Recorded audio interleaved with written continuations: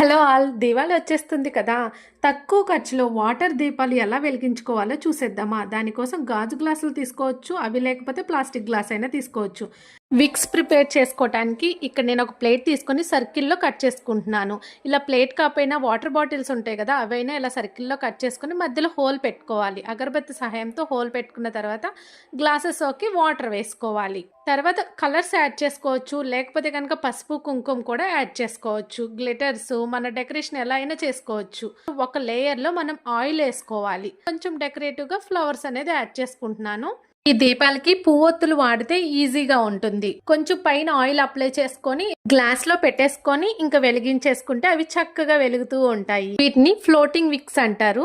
Online లో shops లో కూడా దొరుకుతాయి. ఇలా ఈజీగా మనం ఇంట్లో ప్రిపేర్ చేసుకొని దీవాళికి ఇలా సెలబ్రేట్ చేసుకోవచ్చు. ప్లాస్టిక్ గ్లాస్ లో కూడా సేమ్ ప్రాసెస్ చేసుకోవచ్చు. ఈ వీడియో మీకు నచ్చితే లైక్ చేయండి. మర్చిపోకుండా నా ఛానల్ని సబ్స్క్రైబ్ చేసుకోండి. Thank you for watching. Happy Diwali.